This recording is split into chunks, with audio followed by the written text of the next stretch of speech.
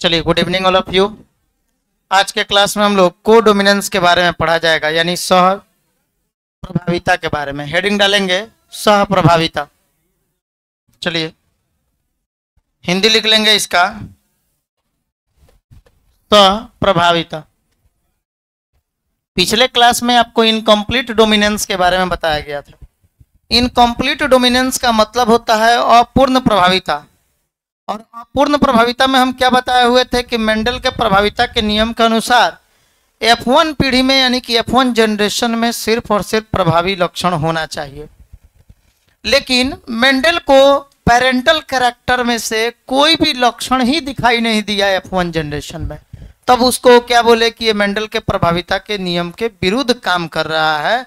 इसका मतलब कि it is the exception of law of dominance, यानी कि यह प्रभाविता के नियम का क्या है, अपवाद है। तो प्रभाविता के नियम के अपवाद में इनकम्प्लीट डोमिनेंस है। कल हम आप लोग को पहला एक इनकम्प्लीट डोमिनेंस और दूसरा है को डोमिनेंस यानी सह प्रभाविता। कल के क्लास में आप लोग को बताया गया था इनकम्प्लीट डोमिनेंस का। सबसे पहले इनकम्प्लीट डोमिनेंस को कौन खोजे थे? Karl coherence. कार्ल कोरेंस कहाँ खोजे हुए थे? मिराबिलिस जलापा में। मिराबिलिस जलापा का कल का फ्लावर भी आपको दिखाया गया था, और फ्लावर दिखा के तब उसके बारे में आपको बताया गया था कि मिराबिलिस जलापा जो होता है, इसमें सबसे पहले कार्ल कोरेंस के द्वारा, जिसको हम लोग अपने कॉमन भाषा में लौंगिया फूल कहते हैं, या चरबजिया फूल, या गुलीबान भी उसको कहा जाता है, 4 o'clock प्लांट, 4 o'clock प्लांट, या फिर ये गुलीबान उसको कहा जाता है। ठीक है। अच्छा, तो उसका एग्जाम्पल भी हम ये आप लोग को लिखवाए हुए थे। मिराबिलिस जलापा लिखवाए थे, एंटीरिनम मेजस लिखवाए थे, जिसको स्नैप ड्रैगन या डॉग फ्लावर कहते हैं। ठीक है। अच्छा, अब आइए, अभी हम लोग को कोडोमिनेंस पढ़ना है। कोडोमिनेंस में क्या होता है? कोडोमिनेंस भी एक्सेप्शन ही है, अपवाद ही है। लेकिन इनकम्प्लीट डोमिनेंस में लक्षण आपस में घुल मिल जाते हैं, लेकिन यहाँ लक्षण आपस में घुलेगा मिलेगा नहीं। वहां क्या हो रहा था इनकम्प्लीट डोमिनेंस में? सर, जब ब्लैक रेड कलर का क्रॉस व्हाइट कलर के साथ कराया गया, तो F1 जनरेशन में कौन सा लक्षण दिखाई दिया था? पिंक दिखाई दिया था। इसका मतलब ये हुआ कि रेड और व्हाइट के आपस में घुलने मिलने से ही आपको पिंक बन सकता है, पिंक दिखाई देता है। घर जब पेंट होता है तो उसमें देखिएगा एक चीज, एक स्टेनर आता है। जब पिंक कलर आपको बनाना होता है तो कोई जितना भी पेंट है वो सब व्हाइट कलर का होता है, तो व्हाइट कलर के पेंट में आपको स्टेनर डाला जाता है, रेड कलर का स्टेनर डाला जाता है। तो व्हाइट और रेड को जब एक साथ मिला दिया जाता है तो कलर क्या बन जाता है? पिंक बन जाता है। यानी कि इस तरह से ये क्या दर्शा रहा है? एक मिनट, एक minute.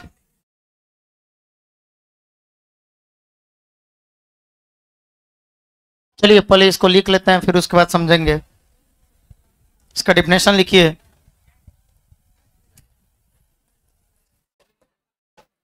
In this phenomenon, in this phenomenon, both the allele, both the allele of a gene express a particular character, a particular, a particular characters are called codominance, are called codominance।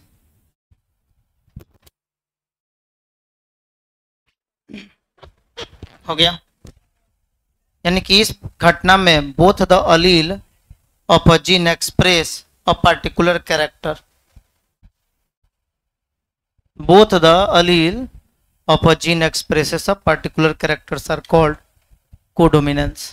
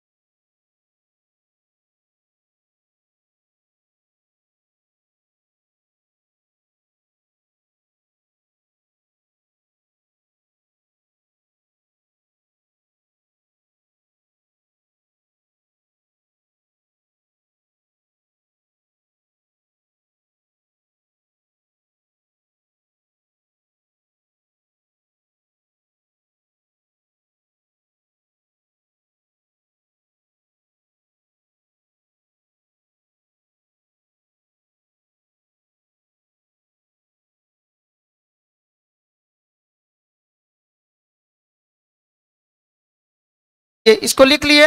अच्छा, आप सुनेंगे ये सब topic बहुत important है बाबू। को dominance, incomplete dominance, बार बार ये सबसे क्वेश्चन आता है। ये इतना इंपॉर्टेंट है, इस चैप्टर का सबसे अच्छा टॉपिक है ये कोडोमिनेंस, क्योंकि कोडोमिनेंस में ही आपको पढ़ना होता है ब्लड ग्रुप के बारे में। ब्लड ग्रुप से पूरा का पूरा जितना क्वेश्चन आपको सॉल्व करना है, यदि माता का ब्लड ग्रुप ये है, पिता का ब्लड ग्रुप ये है, तो बच्चे का क्या होगा, सारा का सारा क्वेश्चन जितना आता है। यूनिवर्सल एक्सेप्टर कौन है, यूनिवर्सल डोनर कौन है, मतलब कि कौन किसको ब्लड दे सकता है, कौन किससे ब्लड ले सकता है, सारी बातें आपको इसी टॉपिक में पढ़ना होता है। इसको कोडोमिनेंस कहते हैं। तो अगर आप लोग यहाँ ध्यान नहीं दीजिएगा तो फिर मजा नहीं आएगा, फिर अच्छा से हम लोग समझ नहीं पाएंगे। कोडोमिनेंस, उसके बाद मल्टीपल अलील, ये सब एक जैसा आपका टॉपिक हो गया जो आपको बहुत अच्छा लगेगा। ध्यान से समझिएगा तब, नहीं तो क्वेश्चन अगर नहीं बनेगा तो फिर वहां पे रोना आएगा। इसलिए ध्यान से सुनिए इसको। हम क्या बोले हैं, इस प्रक्रिया में, इस घटना में क्या होता है, in this phenomenon both the Aleel of a gene, यानी कि एक जीन के दोनों अलील, एक जीन के कितने अलील होते हैं, एक जीन के दो अलील जो हैं, एक जीन के दोनों अलील एक्सप्रेस अ पार्टिकुलर कैरेक्टर, मतलब कि एक विशेष प्रकार के लक्षण को प्रदर्शित करते हैं। यानी कि इसका मतलब हुआ इस घटना में एक जीन के दोनों ही अलील, एक जीन के both the Aleel of a gene, एक जीन के दोनों ही अलील एक विशेष लक्षण को प्रदर्शित करते हैं, उसे कोडोमिनेंस कहा जाता है, उसे सहप्रभाविता कहा जाता है। अब सुनिएगा कैसे ये प्रदर्शित कर रहा है। तो एक एक्सपेरिमेंट अभी हम लोग करेंगे। जैसे मान लीजिए कि ब्लैक कलर का एक कैटल लिया गया, मवेशी, एक ब्लैक कलर का मवेशी जो बुल है, सांड है, और एक व्हाइट कलर की काऊ के साथ उसका क्रॉस कराया जाता है।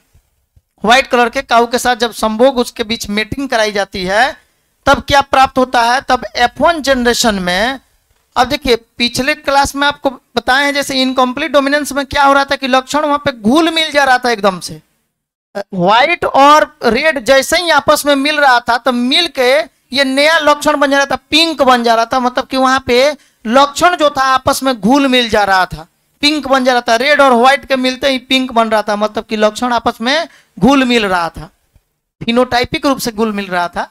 अब बताएंगे फिनोटाइपिक रूप से क्यों घुल मिल रहा है, आगे जस्ट बताया जाएगा। लेकिन अभी याद रखिएगा कि इनकम्प्लीट डोमिनेंस में लक्षण आपस में घुल मिल रहा था, लेकिन यहाँ लक्षण आपस में घुलता मिलता नहीं है, ये बराबर बराबर प्रदर्शित होता है।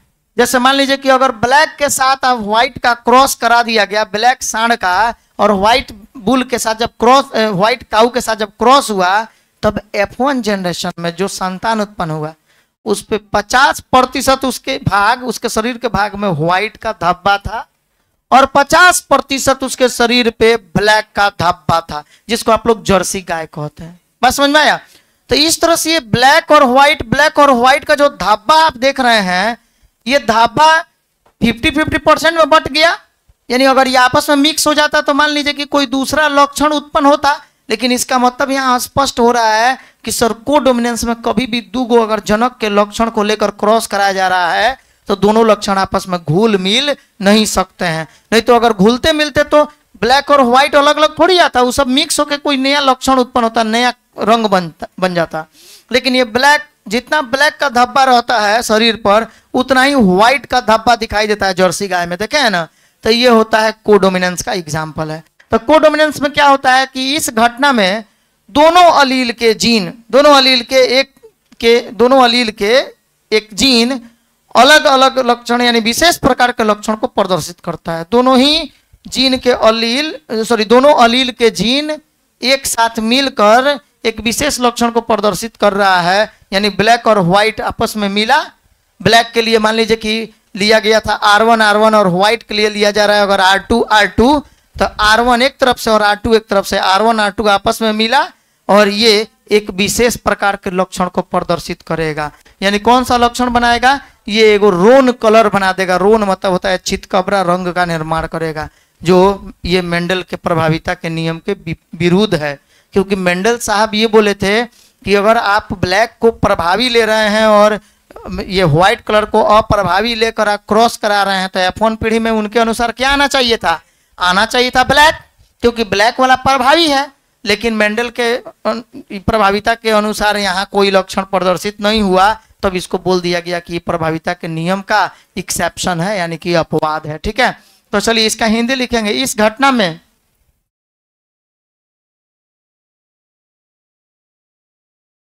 इस घटना में एक जीन के दोनों अलील, इस घटना में एक जीन के दोनों अलील, इस घटना में एक जीन के दोनों अलील, चाहे जीन के दोनों अलील, इस घटना में जीन के दोनों अलील एक विशेष प्रकार के लक्षण को प्रदर्शित करते हैं। एक्सप्रेस करना यानी प्रदर्शित करते हैं। इस घटना में एक जीन के दोनों अलील, एक जीन के दोनों अलील एक विशेष प्रकार के लक्षण को, एक विशेष प्रकार के लक्षण को प्रदर्शित करते हैं।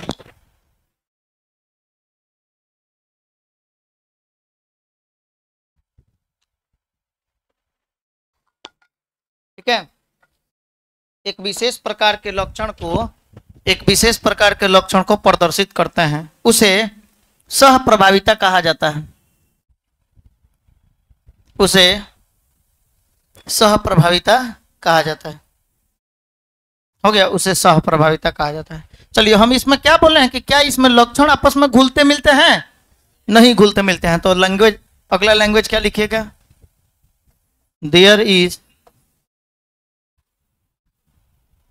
there is no any blending, there is no any blending of characters, there is no any blending of characters, यानी कि इसमें कोई भी लक्षण आपस में घुलते मिलते नहीं है। अर्थात that is they express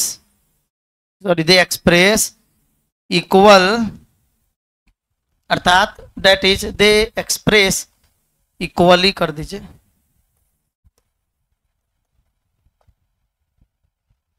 they express equally। हो गया।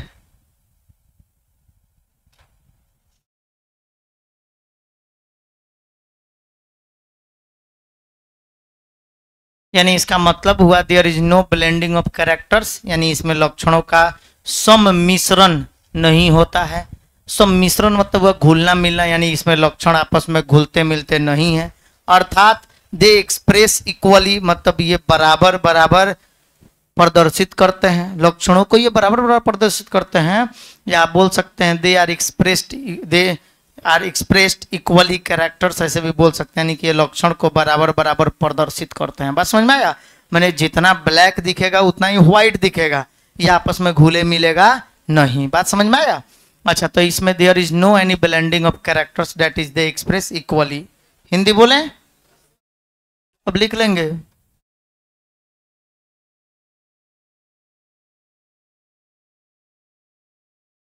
हिंदी लिखिए, इसमें लिखेंगे।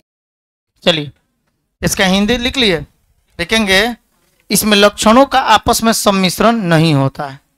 इसमें लक्षणों का आपस में सम्मिश्रण नहीं होता है, अर्थात ये बराबर बराबर प्रदर्शित होते हैं। दे एक्सप्रेस इक्वली। बात समझ में आया? ये बराबर प्रदर्शित होते हैं, अर्थात ये बराबर प्रदर्शित होते हैं। अब जैसे यहाँ पे आप देखिएगा, इसी में अगर रेड का क्रॉस, देखिए अगर रेड का क्रॉस व्हाइट के साथ हुआ, अगर रेड बुल का क्रॉस मान लीजिए व्हाइट अगर काऊ के साथ होता है, तो इसमें रोन कलर कुछ इस तरह का बनेगा। ये जैसा यहाँ पे आप देख रहे हैं, ये रोन कलर कुछ इस तरह का बनेगा। देख रहे हैं, रेड व्हाइट, जितना बॉडी पे रेड है उतना ही व्हाइट है। वही हम आपको क्या बोले हैं, इसमें लक्षणों का आपस में सम्मिश्रण, यानी इसमें लक्षण आपस में घुलते मिलते नहीं है। इसका मतलब ये हुआ, अर्थात बराबर बराबर प्रदर्शित होते हैं। दे एक्सप्रेस इक्वली, यानी कि ये दे एक्सप्रेस इक्वली, यानी कि बराबर प्रदर्शित होते हैं। अच्छा, अब जैसे मान लीजिए कि अगर रेड और व्हाइट के बीच क्रॉस हुआ है, देखिए रेड और व्हाइट के बीच क्रॉस हुआ है, तो ये रोन बना। रोन जो बना है, रोन यानी चितकबरा, तो ये चितकबरा बना हुआ है। यहाँ ये चितकबरा, इसमें 50% आपका देखिएगा तो रेड है और 50% इसमें व्हाइट है, यानी बराबर बराबर लक्षण प्रदर्शित हुआ है कि नहीं, आपस में घुला मिला नहीं ना है। अच्छा, वहीं यहाँ पे आप देख लीजिए, ये जैसे कि अगर मान लीजिए कि ब्लैक और व्हाइट के बीच क्रॉस हुआ, अगर ब्लैक और व्हाइट के बीच क्रॉस अगर कराए थे तब इस तरह का रोन प्राप्त होता। ये वाला चितकबरा प्राप्त होता है जो जर्सी का गाय है, जैसे आप देखते हैं तो जर्सी का गाय ये भी है और जर्सी के गाय में ये भी आएगी, ये भी जर्सी गाय है, ठीक है। लेकिन ये बात याद रखेंगे आप लोग कि यहाँ पे रेड और व्हाइट वाला, ऊपर वाला जो बताए ये रेड और व्हाइट के बीच क्रॉस हुआ है, आइए ब्लैक और व्हाइट। तो देखिए तो बराबर बराबर प्रदर्शित हो रहा है कि नहीं लक्षण, इसका मतलब सर लक्षण आपस में घुलता मिलता नहीं है। चलिए समझ में आ गया होगा ये आप लोगों को। अच्छा, लेकिन बाबू इनकम्प्लीट डोमिनेंस में क्या होता है ना, अपूर्ण प्रभाविता में क्या होता है कि वहां पे लक्षण आपस में घुलता मिलता है, पर वहां जो लक्षण आपस में घुलता मिलता है वो खाली फिनोटाइपिकली रूप से घुलता मिलता है, वहां जेनेटिकली रूप से नहीं घुलता है। ये बात क्लियर है आपको? मतलब कि इनकम्प्लीट डोमिनेंस में आप देख रहे थे किसके किसके बीच वहां क्रॉस हो रहा था सर, रेड का क्रॉस किसके साथ हो रहा था, व्हाइट के साथ हो रहा था। तो कैपिटल आर स्मॉल आर के बीच जब क्रॉस हुआ था F1 पीढ़ी में कैपिटल आर और स्मॉल आर बना।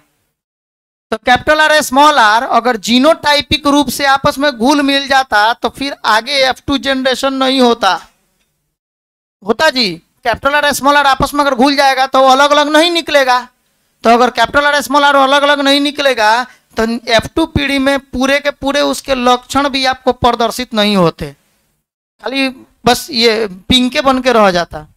लेकिन वो फिनोटाइपिक रूप से मतलब देखने के लिए भले वो पिंक आपको दिखाई दे रहा है, मतलब देखने के लिए घुल मिल गया है रेड और व्हाइट, लेकिन अगर उसका जेनेटिक रूप से देखिएगा तो अभी भी वो अलग अलग है, वो रेड अलग निकल सकता है और व्हाइट अलग निकल सकता है। तभी तो कैपिटल आर स्मॉल आर भले आपस में मिलकर पिंक बना था, पर जब F2 पीढ़ी के लिए आप उसको फिर से सेल्फिंग करा रहे थे, पिछले क्लास में पढ़ाए थे आपको, सेल्फिंग जब करा रहे थे तो ये कैपिटल आर अलग और स्मॉल आर अलग हो गया, हुआ था कि नहीं?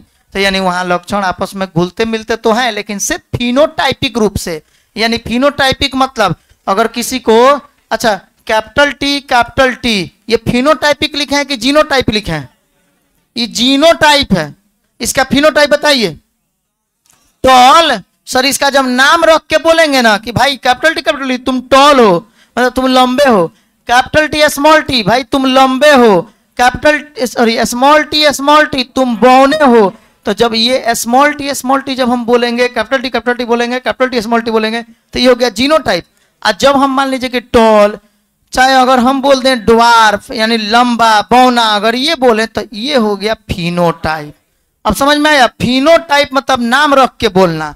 अगर किसी को हम कहें कि आप गोलाकार हैं तो राउंड अगर बोलेंगे गोलाकार तो क्या हो गया, मतलब अगर हम बोले किसी मटर भाई से बोले कि मटर भाई आपका जो बीज है यानी कि जो सीड है ये गोलाकार है, तो उस समय हम बोलेंगे राउंड। तो जब राउंड बोलेंगे तो ये हो गया उसका फिनोटाइप बता रहे हैं। और जब हम बोलेंगे सुनिए आप कैपिटल आर वाले हैं यानी कि कैपिटल आर तो ये क्या हो जाएगा, जीनोटाइप। आप कैपिटल आर स्मॉल आर वाले हैं तो ये हो गया जीनोटाइप। आप स्मॉल आर वाले हैं तो ये हो गया जीनोटाइप। और जब इसी का नाम रख देंगे जैसे राउंड, इसका भी राउंड, इसका रिंकल्ड यानी झुड़ीदार, तो ये हो गया इसका फिनोटाइप। बात समझ में आ गया? फिनोटाइप है जीनोटाइप वाला फंडा। तो बस ये फिनोटाइप और जीनोटाइप का फंडा आप लोग को याद रखना होगा। चलिए अब सुनिए, अब आइए यहाँ पे, अब हम लोग इसका क्रॉस पहले एक बार करके देखेंगे। पहले एक बार में हम लिख रहे हैं पेरेंट को, पेरेंट्स। अभी आपको नहीं लिखना है, बस समझिए पहले। पेरेंट्स में वो क्या क्या लिए हुए थे सर? वो लिए हुए थे ब्लैक कलर को। किसको लिए थे जी? ब्लैक। और किसको? व्हाइट। ब्लैक और व्हाइट के बीच क्रॉस कराए थे। अच्छा, ब्लैक वाला जो लिया गया था ना, ब्लैक भी लिया गया था, रेड भी लिया गया था, लेकिन हम लोग यहाँ पे जो एक्सपेरिमेंट कर रहे हैं ये ब्लैक और व्हाइट के बीच कर रहे हैं। ब्लैक मतलब क्या होता है? काला और सफेद, ये पता है आप लोग को। ब्लैक वाला इसमें डोमिनेंट था। क्या था जी? डोमिनेंट था, यानी कि सर ब्लैक वाला ही प्रभावी था। और व्हाइट वाला क्या था सर? ये रिसेसिव था। रिसेसिव मतलब क्या होता है? अप्रभावी। इतना बात तो पता होगा आप सबको भी। ब्लैक वाला डोमिनेंट होता है था और व्हाइट वाला रिसेसिव। ब्लैक के लिए वहां पे R1 लिया गया और व्हाइट के लिए R2 लिया गया। अच्छा, अब इसके गैमिट बनाएंगे हम। इसका क्या बनाएंगे जी? सर इसका युग्मक बनाएंगे। अभी युग्मक बनेगा। युग्मक जब बनेगा तो ये R1 में से एगो गैमिट R1 बाहर निकलेगा और यहाँ R2 में से एगो गैमिट R2 बाहर निकलेगा। आपको बताए हैं जब दोनों समान रहेगा तब कोई एगो युग्मक बनेगा, गैमेट बनेगा। जब दोनों अलग अलग होगा तो दो गो अलग अलग युग्मक बनेगा। अगर मान लीजिए कि R1 R2 एक साथ रहता तो दो गो गैमेट बनता, एगो R1 और दूसरा R2। अगर R1 R1 अच्छा R2 R2 एक साथ है तो एक गो गैमेट इसमें से बनेगा R1। ठीक है, समझ में आया क्या? चलिए, समझ में आया होगा तो वीडियो को लाइक करें, चैनल को सब्सक्राइब करें, शेयर करना बिल्कुल भी ना भूलें। ठीक है, हाँ अब आइए। अब उसके बाद क्या है, ये R1 R2 ये आपस में मिलेगा, अब मिलेगा ना जी सर, यहाँ फ्यूजन होगा R1 R2 का। मेंडल तो बेचारे मेंडल के अनुसार यहाँ क्या होना चाहिए, मेंडल के अनुसार यहाँ क्या होना चाहिए, माने R1 R2 जो लक्षण आया मेंडल के अनुसार, भाई मेंडल सर हमेशा चाहते थे कि प्रभावी लक्षण आए। ये F1 पीढ़ी है, ये क्या है जी, कौन सा पीढ़ी है सर, ये F1 जनरेशन है। और मेंडल के प्रभाविता के नियम के अनुसार मेंडल को F1 पीढ़ी में, मेंडल को F1 पीढ़ी में केवल क्या आना चाहिए, मेंडल को F1 पीढ़ी में केवल और केवल प्रभावी लक्षण आना चाहिए, यानी कि यहाँ आना चाहिए ब्लैक आना चाहिए, लेकिन ब्लैक नहीं आया, ब्लैक नहीं आया। और क्या आ गया, यहाँ आ गया सर रोन कलर। रोन अभी आप लोग को फिगर में दिखाए हैं, रोन यानी चितकबरा रंग प्राप्त होता है, रोन कलर प्राप्त हुआ। बात समझ में आया? तो क्या बोला गया सर, ब्लैक और व्हाइट के बीच जब क्रॉस हुआ तो F1 पीढ़ी में रोन प्राप्त होता है। मतलब कि ना तो ब्लैक आया और ना ही व्हाइट आया, लेकिन मेंडल के प्रभाविता के नियम के अनुसार यहाँ होना क्या चाहिए, ब्लैक, पर यहाँ क्या आ गया, रोन आ गया। अच्छा, ये आपस में घुला मिला नहीं, अगर ये आपस में घुल मिल जाता तब रोन के अलावा F2 पीढ़ी में कुछ आता ही नहीं। ये आपस में घुला मिला नहीं, ये इक्वली एक्सप्रेस हुआ, अभी आपको समझाए हैं, बराबर बराबर ये प्रदर्शित होता है। माने जितना ब्लैक उतना ही व्हाइट 50-50% में बढ़ जाता है बॉडी के ऊपर। ठीक है, ये मवेशी में हम लोग देख रहे हैं, तो भाई मवेशी में हम लोग सेल्फिंग नहीं करते हैं। सेल्फिंग मतलब मवेशी में स्वपरागण थोड़ी होगा, तो इसमें क्या होगा, सिब मेटिंग लिखते हैं, सिब मेटिंग। ये सिबलिंग्स वर्ड से लिया गया है, सिब वर्ड को। सिबलिंग मतलब होता है भाई बहन, और सिब मेटिंग का मतलब हो गया, मतलब उसी के समान जो पशु है उसका क्रॉस उसी के साथ करा देंगे। यानी कि हम R1 R2 का क्रॉस फिर R1 R2 के साथ ही करा देंगे। जैसे ही R1 R2 का क्रॉस, यानी उसी को तरह जैसे सेल्फिंग में आप कराते थे ना, तो सेल्फिंग टर्म यहाँ नहीं बोल के यहाँ सिब मेटिंग बोलेंगे, क्योंकि वहां आप पौधा में कर रहे थे और ये पशु में कर रहे हैं। तो सिब मेटिंग यानी आपसी संभोग होगा उनमें। ठीक है, मेटिंग मतलब होता है संभोग करना। अच्छा, ये R1 का क्रॉस R1 के साथ, फिर R1 का क्रॉस R2 के साथ, फिर ये R2 का क्रॉस R1 के साथ, फिर R2 का क्रॉस R2 के साथ। बस इस तरह से आपको क्रॉस कर देना, यानी पहले वाले का पहला के साथ, फिर पहले वाले का दूसरे के साथ, फिर दूसरे वाले का पहले के साथ, फिर दूसरे वाले का दूसरे के साथ। इस तरह से आपको क्रॉस करा देना होगा। अच्छा, ऊपर से क्या आएगा जी, R1, और इस साइड से भी R1, तो R1।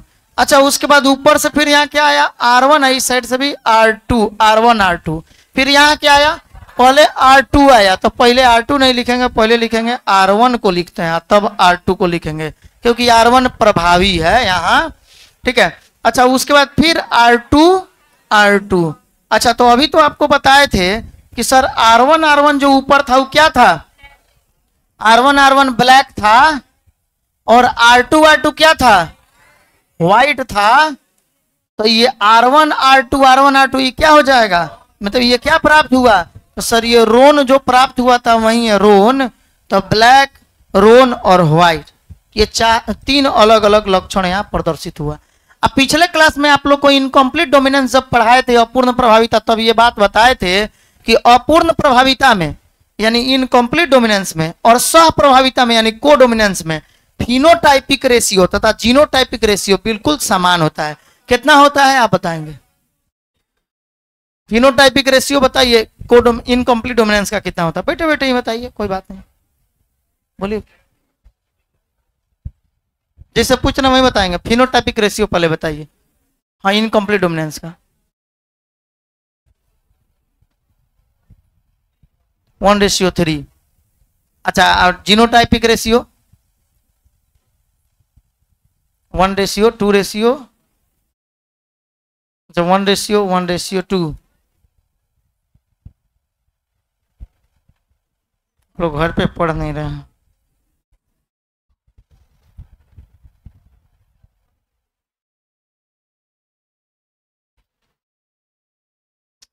क्या पूछे, मुंह लटका के बैठे हुआ है सब। लग रहा है घर से मम्मी पापा मार मार के भेजे हैं, जाओ पढ़ने जाओ।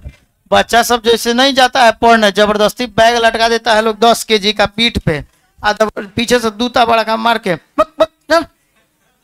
मतलब बचपन में मेरे साथ एगो था, हमारे एक सर थे जो कि बड़ी पिटाई करते थे भाई।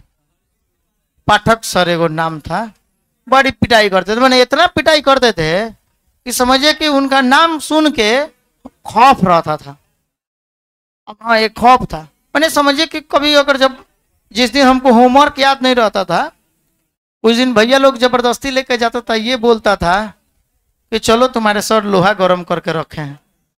मैंने लोहा गर्म मतलब समझिए वो डंटा जो उनका था ना, वो छाता का जो डंटा होता है वही वाला रखे हुए थे, और उसको घुमा के पीछे से पकड़ते थे, और घुमाया हुआ जो नहीं होता है उसी साइड से मारते थे। तो पहले उनके लाइन लगता था 10 गो बच्चा का। तो लाइन लगने के पहले 10 गो बच्चा का लाइन लगता था, तो हम सबसे पीछे जाके लगते थे, क्योंकि हमको पता था कि हम तो पिटाएंगे। तो हम ये सोचते थे सब गोड़ा को पीट लेंगे तो खुद थोड़ा थक जाएंगे, और जब थक जाएंगे तब हम जाएंगे तो थोड़ा हमको कम में मिलेगा। मिलना तो निश्चित है लेकिन कम मिलेगा, क्या कि मान लीजिए सबको मारते मारते थक जाएंगे, बड़ी मार मारते थे। मैंने एक गोड़ा को इतना मार देते थे कि वो हाँफते थे, पहले पानी पीते थे, फिर उसको छोड़ते थे तो दूसरा गोड़ा पे फिर मारते थे। मैंने समझे इस तरह के वो टीचर थे। तो इसलिए खौफ रहता था, एक डर रहता था। जिस दिन होमवर्क याद नहीं हुआ, जाने का मजाले नहीं है कि कोई बच्चा जाए, और नहीं गए तो घर पे पहुंच गए तब वहां पे ओवर वायलिंग करते थे। तो वहां क्या हुआ कि सबसे लास्ट में हम लगते थे, याद नहीं होता था हमको काहे कि वो जबरदस्ती कहते थे कि रट के आ जाओ, समझाते नहीं थे, याद नहीं होता था हमको। तब उसके बाद सबसे लास्ट में लगते थे, आप पूरा ये हाथवा ऐसे से खूब रगड़ के रखते थे। जानते हैं क्या है, ताकि गर्म रहेगा तो कम चोट लगेगा। फिक्स था एकदम, पूरा पिटाने वाले हैं। अब पीटते थे तो ऐसे बचपन में नहीं होता था, एगो यहाँ दबा लिया जाता था। पिटाते ही चूंकि इतना भाई सुन हो जाता था हाथ, एगो गिरा ना पूरा ताकत लगाए गिराते थे, पता चलता था ये टूट के नीचे गिर गया। मैंने अब वैसा टीचर कहाँ पीट रहा है लोग। अब तो टीचर भाई, अब तो टीचर किसी बच्चा को डांट दे तो बच्चा बुरा मान जाता है, 4 गो बच्चा काट देगा, समझ गए। अच्छा, 4 गो बच्चा काट देगा। दूसरा बात क्या है, ज्यादा से ज्यादा होगा तो वो अपने पापा को बुला के लेके आएगा। पापा मुखिया के चुनाव लड़े हुए हैं, तो एगो छोटा मोटा हीरो है, तो उनको बुला के लाएगा। अब पापा आएंगे तो फिर कहेंगे काय पीटा है जी, मेरा बच्चा को काय पीटा है। तो इसलिए अब तो टीचर नहीं बच्चा को पीट रहे हैं। लेकिन हम लोग जब थे तो हम लोग के गार्जियन वैसा नहीं थे। हम लोग गार्जियन घर में से निकाल के ले जाकर टीचर को देते थे, देखिए आज नहीं आया था, मैंने बड़ी अजीब टाइप का, हाँ लीजिए नहीं आया था। तो बाबू हाल हम लोग का ऐसा होता था, सबसे लास्ट में खड़ा होने से पहले बगल में वॉशरूम हुआ करता था, उसमें से सब बच्चे पहले घूम के एक बार जरूर आते थे लाइन में लगने, क्या कि पिटाते वक्त कपड़ा भी खराब करा देते थे, इतना मारते थे। तो पहले तो हाथ पे मरबे करते थे, 4 डंडा ये हाथ से होता था। उसके बाद जब अंदर घुसिएगा, अभी सुनिए ना, अभी तो उतना ही हो गया, जैसे अंदर घुसिएगा तो बैठे हुए थे गेटवा पे चेयर लगा के, तो पीछे जैसे तबला नहीं बजता है लगातार। अब आपको कितना समय लगेगा अंदर घुसने में क्लासरूम में, तब तक आप पिटाते रह जाइएगा। कभी कभी ऐसा होता था कि बाती रहता था, बाती में कपड़वा फंस जाता था, बस वहीं पे रुका रह जाता था। तो तब तक पिटाता था जब तक उसमें से छूटा नहीं है। वो तावला जैसा पीट के भाई हाथ तो लिखने के लायक नहीं रहता था, अब बैठने के लायक भी नहीं छोड़ते थे, मैंने इतना पिटाई करते थे। तो वो तो समझिए कि वो तो एगो था। आजकल के समय में तो भाई बच्चा के अंदर डर नहीं है, इसलिए वो यादें करके नहीं आता है। लेकिन फिर भी पहले की अपेक्षा बच्चे अभी बहुत समझदार हो गए हैं। पहले बच्चे 12 फाइनल कर लेते थे तब थोड़ा मैच्योर होते थे, लेकिन आजकल मोबाइल के कारण बेचारे 5 6 क्लास में मैच्योर हो जा रहे हैं। तो जब इतना मैच्योर हो जा रहे हैं तो उनको तो ये बात समझ में आना चाहिए ना कि मेरे पढ़ने या न पढ़ने से किसको फायदा है किसको लॉस है, फिर भी नहीं याद करके आ रहे हैं। तो भाई ऐसा आप लोग मुंह नहीं लटकाइए, थोड़ा घर से पढ़ कर आइए, क्लास में इस उमंग से आइए ना कि जो चीजें हमको पढ़ाइएगा लास्ट में सुनिएगा, हम पूरा याद किए रहेंगे, तब जाके मजा आएगा। लेकिन आप लोग याद नहीं कर रहे हैं। चलिए अच्छा सुनिए, तो यहाँ क्या बताया गया, जब R1 R2 के साथ शिफ्ट मैटिंग हुआ तब क्या बना है जी, अब बोर्ड पे देखेंगे, यह है F2 जनरेशन, यानी F2 पीढ़ी हो गया। F2 जनरेशन मतलब क्या हो गया, F2 पीढ़ी। तो F2 पीढ़ी में ये आपको प्राप्त हुआ। अच्छा, यानी कि अब यहां पे ये क्या बोले, फिनोटाइपिक रेशियो, इसका क्या बोले, फिनोटाइपिक रेशियो। क्या हो जाएगा जी फिनोटाइपिक रेशियो, तो पहले फिनोटाइपिक का नाम तो लिखिए सर, ब्लैक अनुपात रोन इज टू व्हाइट, यानी कि कितना है, ब्लैक कितना है 1 अनुपात, रोन कितना है 2 अनुपात, व्हाइट कितना है 1, व्हाइट 1 गुना है जी। अच्छा, तो इस तरह से 1 अनुपात 2 अनुपात 1। अच्छा, जीनोटाइपिक रेशियो इसका क्या होगा, जीनोटाइपिक रेशियो, तो जीनोटाइपिक रेशियो भी कुछ इसी तरह का हो निकालेंगे। तो उसमें जीनोटाइपिक का पहले नाम लिखेंगे, क्या लिखेंगे जी सर, R1 R1 अनुपात R1 R2 अनुपात R2 R2, ठीक है। अच्छा, अब देखेंगे यहाँ कितना है, R1 R1 1 अनुपात, R1 R2 कितना है 2 अनुपात, R2 R2 कितना है 1। अब इस तरह से 1 अनुपात 2 अनुपात 1 हो गया। यानी फिनोटाइपिक का जीनोटाइपिक अनुपात इसका भी समान होता है। बताइए, पिछले क्लास में इनकम्प्लीट डोमिनेंस का अगर आप लोग खाली एक बार वीडियो देख लिए होइएगा, सारा का सारा बात आपको क्लास में याद हो गया होगा। और पूर्ण प्रभाविता में हम इतना मतलब सिंपल तरीका से पढ़ाए हैं, और सारा पॉइंट आप मिला के देखिए सब एलन के मॉड्यूल से मिलेगा। ऐसा हो ही नहीं सकता कि उसके बाहर का आपको हो, मतलब सारा चीज जो है एक लेवल वाला आपको बताया गया है, ठीक है। तो इसलिए ये बात याद कर लीजिए, इनकम्प्लीट डोमिनेंस में और कोडोमिनेंस में इन फिनोटाइपिक और जीनोटाइपिक अनुपात समान होता है। कितना होता है, 1 अनुपात 2 अनुपात 1, चाहे फिनोटाइपिक पूछा चाहे जीनोटाइपिक पूछे, 1 अनुपात 2 अनुपात 1, ठीक है। लास्ट में हम सब समरी, शॉर्ट समरी में लिखवा भी देंगे कौन किसका कितना होता है, ठीक है। एक ही बार में सब एक ही जगह पे, पहले इसको उतारिए आप लोग, हाँ यहां से उतारिए।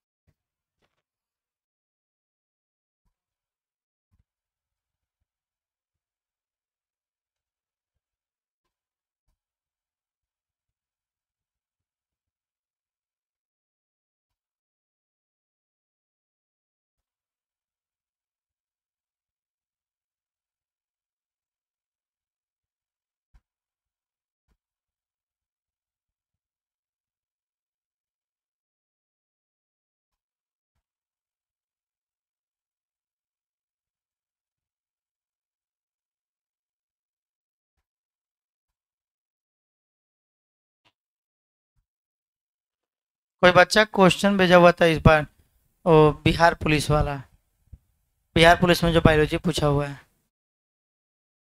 कोई बच्चा भेजा हुआ था, स्टेटस पे हम डाले हुए थे, स्टेटसवा में क्वेश्चन भी सब डाल दिए हैं। क्वेश्चनवा देखे हैं आप लोग,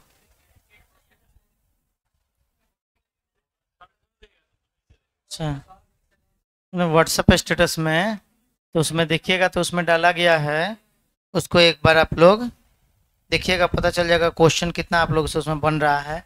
मतलब मैक्सिमम जितना क्वेश्चन है वो सब आपको ऐसा लगेगा पढ़ा हुआ है,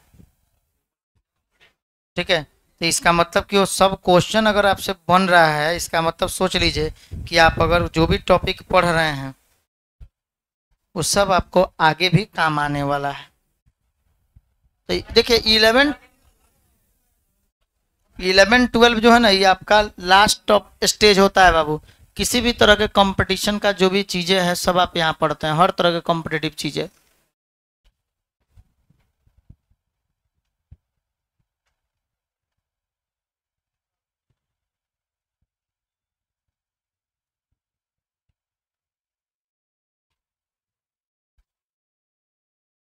क्वेश्चन था निम्नलिखित में से कौन सा रोग प्रोटोजोआ प्राणी द्वारा होता है। ऑप्शन में मलेरिया था, इन्फ्लुएंजा था, एड्स था, हैजा था। पढ़ाया गया ना, मलेरिया जो है ये किसके द्वारा होता है, प्रोटोजोआ के द्वारा होता है। कौन सा रोग मच्छर से संचारित नहीं होता है, सब पढ़ाया गया है आप लोगों को। कौन सा रोग मच्छर से संचारित होता है, एड्स किसके द्वारा फैलता है, लैंगिक स्पर्श से या गले मिलने से, तब यौन संपर्क उसको कहते हैं, जिससे गले मिलने से, ठीक है। ये सारा चीजें जो है इसमें से आपको पढ़ाया गया है।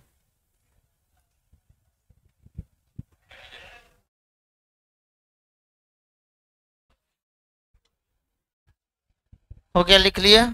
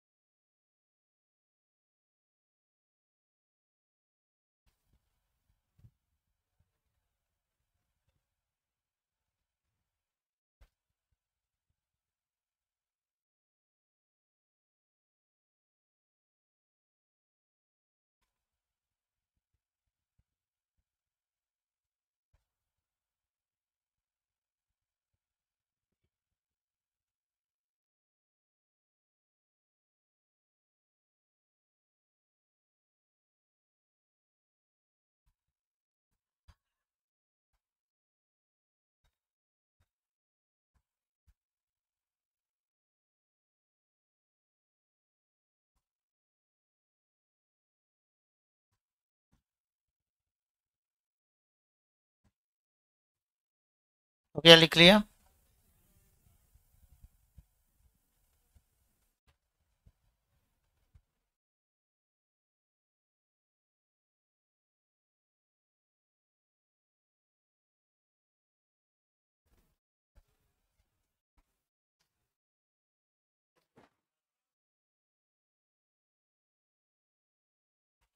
लिख लिया इसको। अब आ जाएंगे नेक्स्ट टॉपिक। अगला टॉपिक है, एक नोट पॉइंट करके लिखेंगे, in incomplete dominance, in incomplete dominance, in incomplete dominance, dominance, in incomplete dominance characters are characters are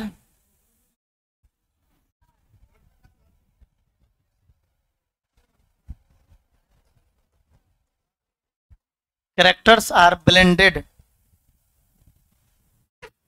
In incomplete dominance characters are blended phenotypically, phenotypically.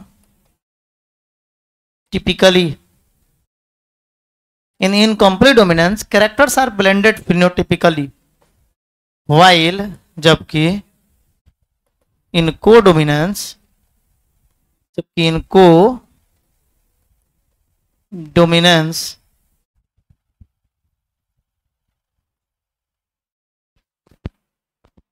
in codominance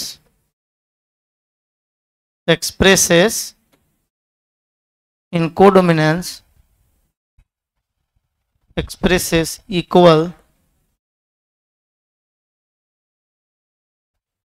characters,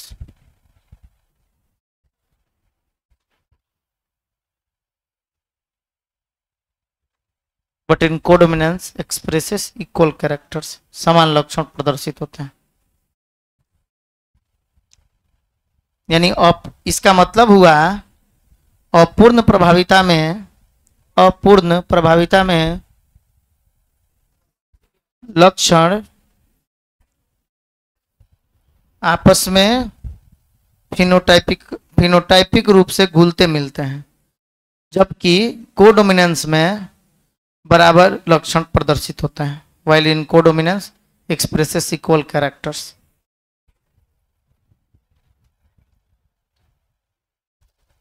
हो गया, हिंदी बोला जाए, चलिए हिंदी लिखेंगे।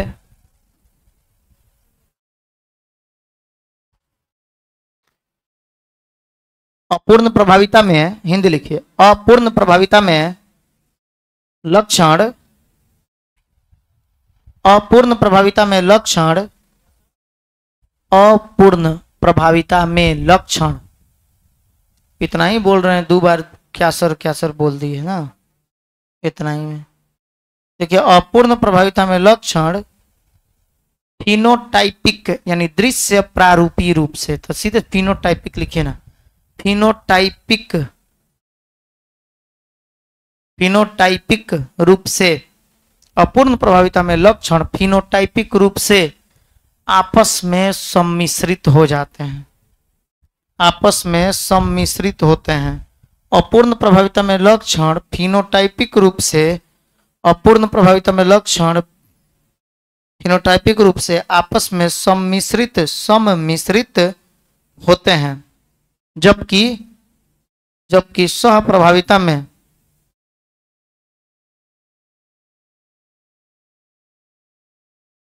जबकि सहप्रभाविता में समान लक्षण, बराबर लक्षण प्रदर्शित होते हैं, ऐसे लिख लेंगे। जबकि सहप्रभाविता में बराबर लक्षण प्रदर्शित होते हैं, जबकि सहप्रभाविता में बराबर लक्षण प्रदर्शित होते हैं। ठीक है, बराबर लक्षण प्रदर्शित होते हैं किसमें? कोडोमिनेंस में। इसका मतलब ये हुआ ना कि इनकम्प्लीट डोमिनेंस में लक्षण आपस में घुलते मिलते हैं, लेकिन सिर्फ फिनोटाइपिक रूप से, जीनोटाइपिक रूप से नहीं घुलते मिलते हैं। जैसे इनकम्प्लीट डोमिनेंस में किसके किसके बीच क्रॉस कराया गया था? तो सर ब्लैक का क्रॉस, रेड का क्रॉस, सर रेड का क्रॉस व्हाइट के साथ कराया गया था, जिसमें रेड प्रभावी था और व्हाइट अप्रभावी था। यानी कि रेड हो जाए ये डोमिनेंट था और व्हाइट रिसेसिव था। रेड के लिए कैपिटल आर और व्हाइट के लिए स्मॉल आर लिया गया था। ये इस दोनों का दोनों आपस में जब घुल मिलकर R capital R small R बने, मतलब आपस में मिक्स होकर कैपिटल आर स्मॉल आर बने, तो ये यहाँ पे पिंक कलर को दर्शाया। अच्छा एक बात बताइए, भले यहाँ पिंक कलर बना है, भले ये फिनोटाइपिक रूप से रेड और व्हाइट मिलकर पिंक बन जाता है, तो यहाँ घुला मिला है लक्षण, लेकिन सिर्फ फिनोटाइपिक रूप से। फिनोटाइपिक मतलब हुआ खाली इसका बाहरी आकार के, बाहरी रूप के आधार पर ये बदला है, खाली ये बाहरी रूप इसका मिक्स हो रहा है, मतलब कि रेड और व्हाइट आपस में मिक्स होकर सिर्फ पिंक बना हुआ है, लेकिन ये कैपिटल आर स्मॉल आर आपस में घुला मिला नहीं है। अगर कैपिटल आर यानी जीनोटाइप आपस में घुल मिल गया रहता तो कैपिटल आर अलग स्मॉल आर अलग नहीं निकलता, कि दोबारा आप इसका क्रॉस जब कराए तो ये तो F1 जनरेशन ना है, F2 जनरेशन में आपको रेड, पिंक और व्हाइट ये तीनों लक्षण दिखाई दिया था जी। तो F2 जनरेशन में आपको ये तीनों के तीनों लक्षण प्रदर्शित नहीं होते, सिर्फ यही होता, पिंक ही होता। अगर जीनोटाइपिक रूप से भी मिल जाता तब, लेकिन जीनोटाइपिक रूप से ये मिक्स नहीं होता है, जीनोटाइपिक रूप से ये ब्लेंडिंग नहीं की शो करता है, सिर्फ और सिर्फ फिनोटाइपिक रूप से ही आपस में घुलता मिलता है। बात समझ में आया? अच्छा, अब हेडिंग स्टार पॉइंट करके लिखेंगे कैरेक्टर्स, एग्जाम्पल्स ऑफ, लिखेंगे examples of codominance, examples of codominance यानी सहप्रभाविता का उदाहरण। क्या बोलिएगा इसको हिंदी में? सहप्रभाविता का उदाहरण। अब ये सहप्रभाविता का उदाहरण क्या क्या होगा? कोडोमिनेंस का एग्जाम्पल क्या क्या होगा?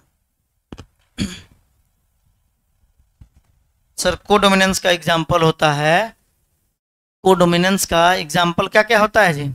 पहला नंबर में inheritance of AB blood group, तो यानी सीधे लिख लेंगे AB ब्लड ग्रुप, जानते हैं AB ब्लड ग्रुप, यानी AB ब्लड ग्रुप का मतलब हुआ IA और IB नहीं लिखते थे, यानी कि ये हो गया ए बी रक्त समूह। ए बी रक्त समूह किसका एग्जाम्पल है? ए बी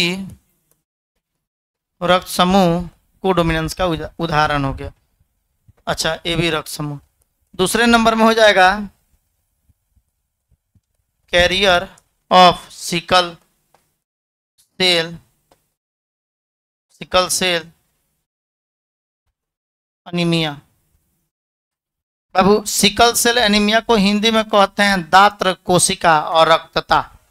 क्या बोलते हैं जी? दात्र कोशिका और रक्तता। दात्र कोशिका और रक्तता का मतलब क्या होता है? ग्लूटामिक एसिड, आप पढ़िएगा जब आपको बताएंगे बीटा ग्लोबिन चैन। बीटा ग्लोबुलिन चैन, बीटा ग्लोबुलिन चैन जो होता है किसका है? हेमोग्लोबिन का अल्फा चैन बीटा चैन से मिलकर बना होता है।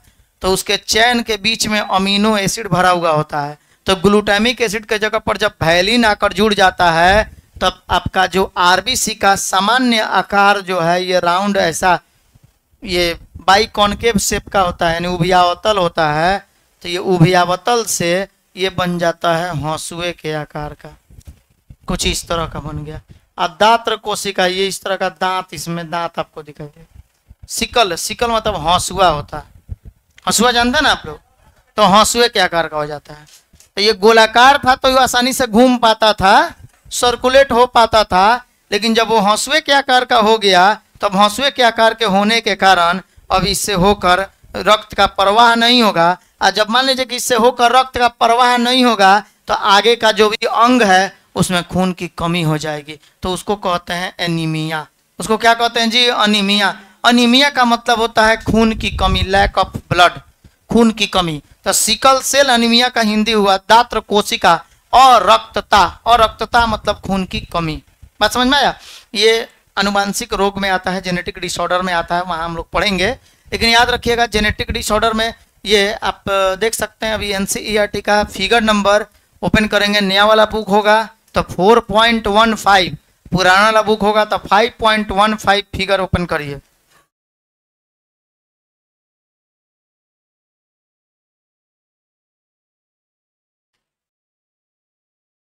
चलिए, हो गया। तो यहां देखिएगा ये ग्लूटामिक एसिड इसको बोलते हैं। ग्लूटामिक एसिड जो है ये छठे पोजीशन पर ये हेमोग्लोबिन का चैन हो गया। हेमोग्लोबिन का चैन है ये। तो हेमोग्लोबिन का जो चैन है तो ये ग्लूटामिक एसिड के जगह पर क्या जुड़ जा रहा है? देखिएगा यहाँ बोर्ड पे ध्यान से देखिए। ये हो गया जैसे कि ग्लूटामिक एसिड छठे पोजीशन पे, ग्लूटामिक एसिड GLU। और ग्लूटामिक एसिड के जगह पे यहाँ देखिए छठा पोजीशन पे क्या जुड़ गया है सर? वैलिन जुड़ गया है। VAL नहीं दिख रहा है, वैलिन GLU यहाँ पे दिख रहा है। ग्लूटामिक एसिड उसको कहते हैं, उसके जगह पे वैलिन जुड़ गया है। तो ग्लूटामिक एसिड के जगह पे वैलिन के जुड़ने के कारण जो आरबीसी का आकार होता है जो बाइकॉन्केव शेप का होता है, यानी उभयावतल आकार का होता है, ताकि वो आसानी से हमारे बॉडी में सर्कुलेट कर सकता था, अब वो बन जाता है सिकल शेप का, यानी कि हंसुए के आकार का। कौन? हमारा आरबीसी। नॉर्मल आरबीसी बाइकॉन्केव यानी उभयावतल, थोड़ा राउंड जैसा, गोलाकार जैसा होता है, तो वो आसानी से घूम पाता है। लेकिन जैसे ही ये बेचारा अब आकार में हो गया हंसुए के आकार का, तो अब इसके कारण ब्लड का प्रवाह अभी क्या कर देगा सर? ये ब्लड के जो नलिका है, ब्लड की जो नलिका है, ब्लड वेसल्स जो है, रुधिर वाहिकाएं, उसी को ब्लॉक कर देगा। जाम मतलब समझते? जाम कर देगा। तो जब ब्लॉक कर देगा तो अब इसके कारण क्या होगा? ब्लड पास नहीं करेगा। और जब ब्लड पास नहीं करेगा तो शरीर के दूसरे अंगों में खून की कमी हो जाएगी, और इसी को हम लोग कहेंगे सिकल सेल अनीमिया। आए समझ में? बस यही है। एनसीईआरटी का फिगर नंबर 5 पुराने वाला एनसीटी 5.15 फिगर है एनसीईआरटी का। नया वाला एनसीईआरटी होगा तो 4.15। ठीक है, इसको देख लीजिएगा। 4 अच्छा, अरे 4.15 है भाई।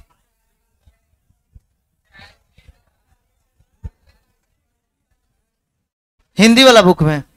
अच्छा, हिंदी वाला में 16 होगा। हम इंग्लिश में ना पढ़े थे, इंग्लिश में याद है।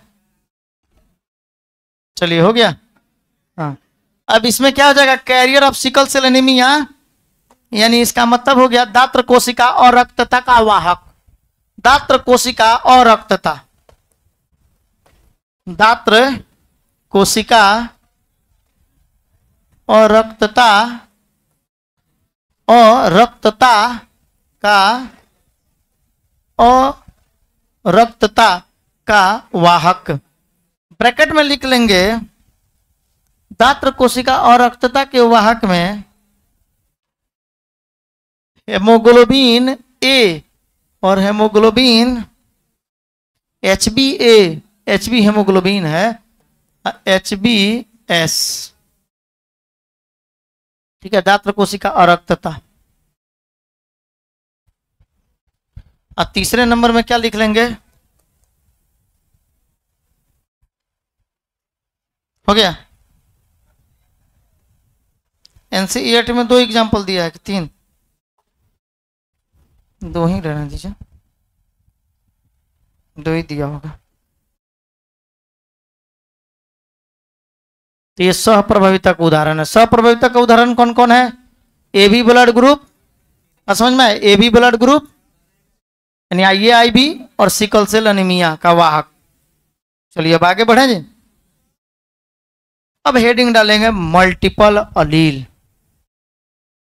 यानी कि बहु अलीलता, more than one alternative form of a gene, यानी एक ही जीन के एक से अधिक वैकल्पिक रूपों को अलील कहा जाता है। अलील किसको कहते हैं, तो एक ही जीन के एक से अधिक वैकल्पिक रूपों को अलील कहा जाता है, ठीक है। हो गया, हेडिंग डालेंगे बाबू, नहीं,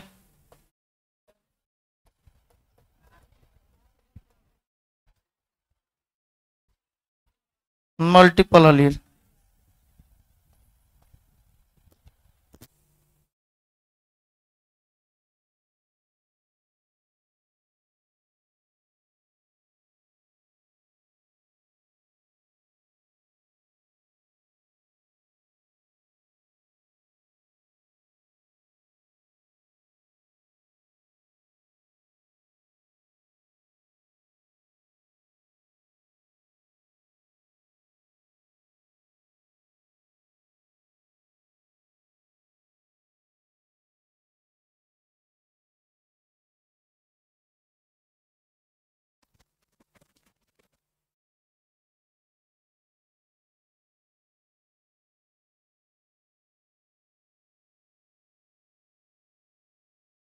हिंदी लिखेंगे बहु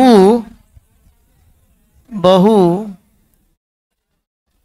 अलीलता या बहु अलील, बहु अलीलता। चलिए बहु अलीलता, हेडिंग डालेंगे मल्टीपल अलील। अब देखिए, जब एक ही जीन के एक कई सारे लक्षण हो, मतलब एक से ज्यादा लक्षण हो, एक जीन के एक से अधिक अगर रूप हो, यानी अलग अलग लक्षण को प्रदर्शित करे, कहीं जीन एक से अधिक लक्षण को प्रदर्शित करे, तो उसको बहुअलीलता कहा जाएगा। बात समझ में आया। अब देखिए, जैसे मान लीजिए कि आई जीन के बारे में आप लोग जानते हैं, आई जीन ब्लड ग्रुप जो होता है ना, रक्त समूह, उसको आई जीन के द्वारा डिनोट किया जाता है।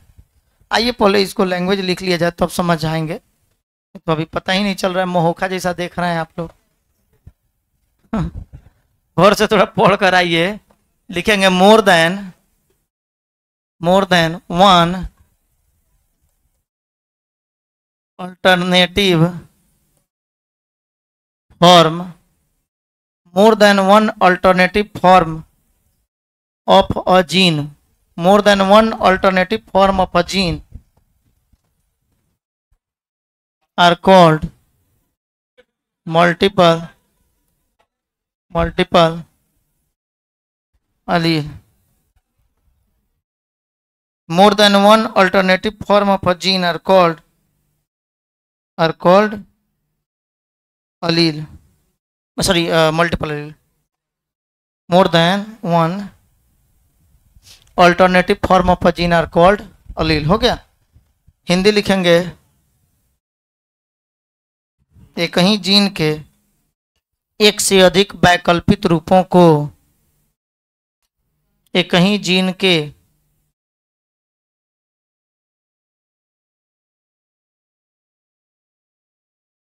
एक ही जीन के एक से अधिक वैकल्पिक रूपों को बहुअलीलता कहा जाता है।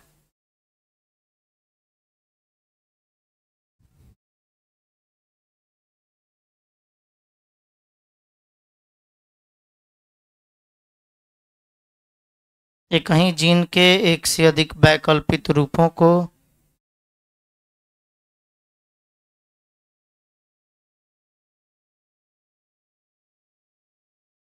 बहुअलीलता कहा जाता है।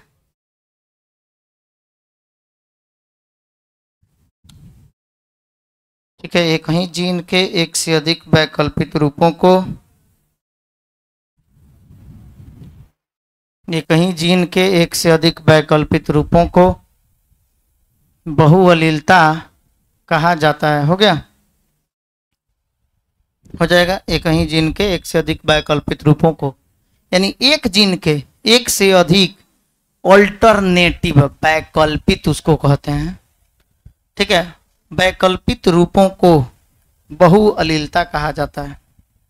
अब बहुअलीलता का एग्जाम्पल देखिए क्या क्या होता है, उदाहरण। मतलब इसका कहने का मतलब यह है कि जब कोई एक जीन अकेले कई लक्षणों को प्रदर्शित करे। जैसे देखिएगा, शॉर्ट में हम अभी समझा दे रहे हैं।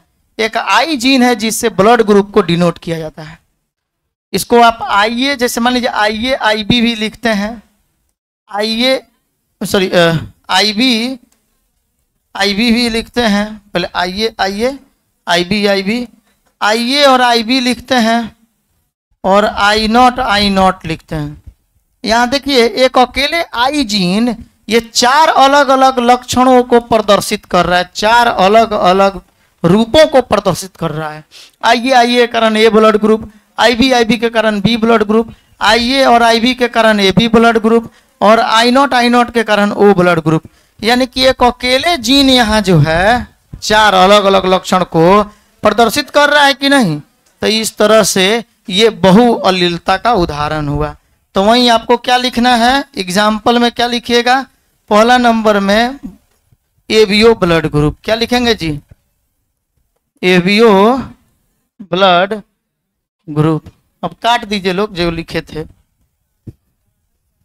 एबीओ रक्त समूह जो लिखे थे, अब उसको काट दीजिए लोग। मना किए हैं उसको लिखना थोड़ी था। अब इधर समझाते हैं तब तक आप लोग मेरे माथा पे चढ़ जाते हैं, खाली छापने में रहता है। थोड़ा समझियो लीजिए क्या बताया जा रहा है। उसमें हम क्या बताए थे आप लोग को पता चला है, कुछ बचा छापने में लगा था कि जितना जल्दी लिख लेंगे लग रहा है कि बाहर खुरमा बटा रहा है, जाते खाएंगे। देखिए, तो यानी कि more than one alternative form of a gene are called multiple allele. यानी एक से अधिक जीन के, यानी एक जीन के एक से अधिक वैकल्पिक रूप थे। एगो जीन आई जीन अकेले था और चार चार गो लक्षण को प्रदर्शित कर रहा था। आई के कारण ए बी और ओ चारों ब्लड ग्रुप आई जीन के कारण हो रहा था, चार अलग अलग रूप को प्रदर्शित कर रहा था। तो उसी को हम लोग बोलते हैं बहुअलीलता। ठीक है, जैसे एबीओ रक्त समूह। ठीक है, एबीओ ब्लड ग्रुप, एबीओ रक्त समूह लिख लिए एग्जाम्पल में, एबीओ रक्त समूह। अच्छा, अब सुनिए, बोर्ड पे जरा देखिएगा। अब वो ब्लड ग्रुप कितना प्रकार का होता है,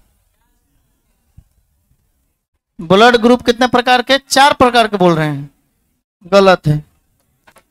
बोलिए कितना होता है, रक्त समूह कितना प्रकार का होता है जी।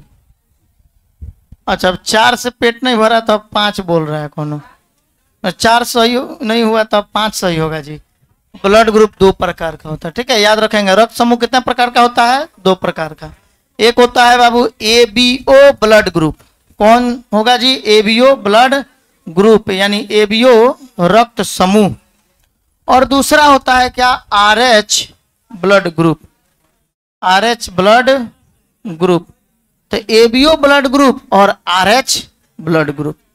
अब एबीओ ब्लड ग्रुप तो आप लोग जानते हैं भाई, एबीओ ब्लड ग्रुप सर चार प्रकार का होता है, ए बी ए बी और ओ। जब पूछा जाए ब्लड ग्रुप कितने प्रकार के होते हैं तो आपका आंसर क्या होगा सर? ब्लड ग्रुप दो प्रकार के होते हैं, दो प्रकार के होते हैं, एबीओ ब्लड ग्रुप और आरएच ब्लड ग्रुप। लेकिन जब पूछा जाए एबीओ ब्लड ग्रुप कितने प्रकार के होते हैं तब कहिएगा 4 प्रकार के होते हैं। और आरएच ब्लड ग्रुप दो तरह के होते हैं, एक होता है आरएच पॉजिटिव और दूसरा होता है आरएच निगेटिव। बस समझ में आया? आरएच पॉजिटिव और आरएच निगेटिव क्या है सर? तो ए पॉजिटिव आप बोलते हैं या बी पॉजिटिव नहीं बोलते हैं, ब्लड ग्रुप मेरा ये पॉजिटिव है, चाहे बी पॉजिटिव है, चाहे वो निगेटिव है। तो ये पॉजिटिव निगेटिव जो ब्लड ग्रुप के ऊपर आप बोल रहे हैं वो सब क्या है? आरएच ग्रुप है। और जो आप ए बी और वो बता रहे हैं वो एबीओ ब्लड ग्रुप है। तो इसलिए ब्लड ग्रुप दो प्रकार के होते हैं। अच्छा, अब इसमें ये देखिए एबीओ ब्लड ग्रुप की खोज कौन किया था? एबीओ ब्लड ग्रुप की जो डिस्कवरी हुई थी, डिस्कवरी यानी जो खोज हुआ था वो किसके द्वारा हुआ था? किसने खोजा था इसको? तो याद रखेंगे इसको खोजे थे कार्ल लैंड स्टीनर ने। कार्ल लैंड स्टीनर, क्या नाम होगा जी इनका? Karl Landsteiner. ये बात याद रखेंगे, कार्ल लैंड स्टीनर ने एबीओ रक्त समूह की खोज की थी। और आरएच रक्त समूह की खोज कौन किए थे? तो आरएच रक्त समूह की खोज कौन किए थे जी? अलेक्जेंडर देशभगत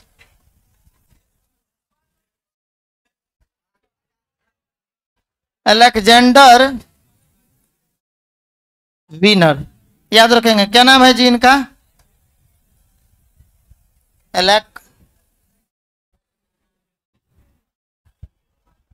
अलेक्जेंडर वीनर। याद रखेंगे ये बात। ब्लड ग्रुप की खोज किसने की थी? सॉरी, ब्लड ग्रुप दो प्रकार का होता है, कौन कौन? एबीओ और आरएच ब्लड ग्रुप। तो एबीओ ब्लड ग्रुप की खोज कार्ल लैंड स्टीनर ने की थी और आरएच ब्लड ग्रुप की खोज अलेक्जेंडर वीनर ने की थी। ठीक है, यह बात याद रखेंगे, लिखिए इसको।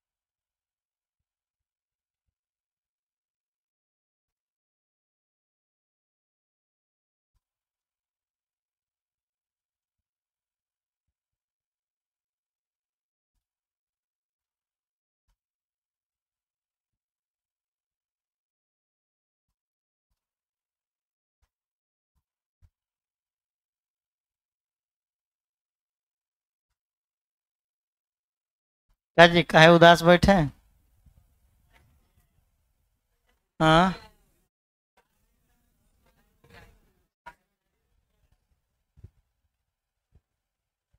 उदास बैठे हुए हैं बहुत।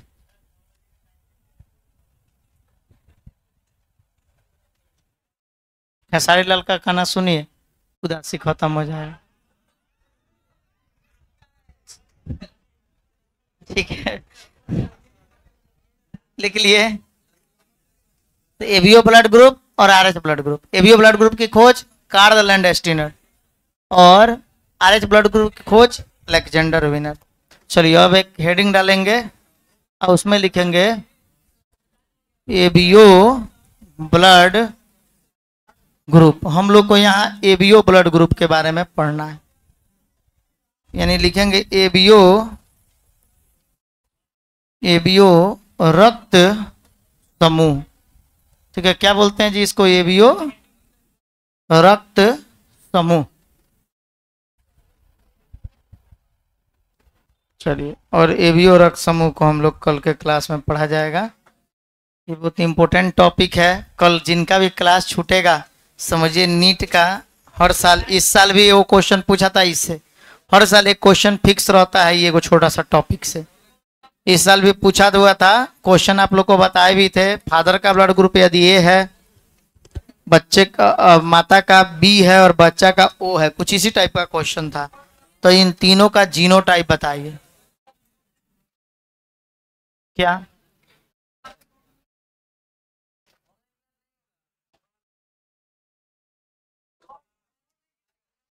ऑनलाइन क्यों भाई? हाँ, अपलोड बस नहीं होगा। चलिए बाबू, तो यहाँ तक आप लोग को पढ़ लेना है। चैनल को सब्सक्राइब नहीं किए हो तो चैनल को सब्सक्राइब करें, वीडियो को लाइक करें और एक इफेक्टिव कमेंट दें। ठीक है, थैंक यू।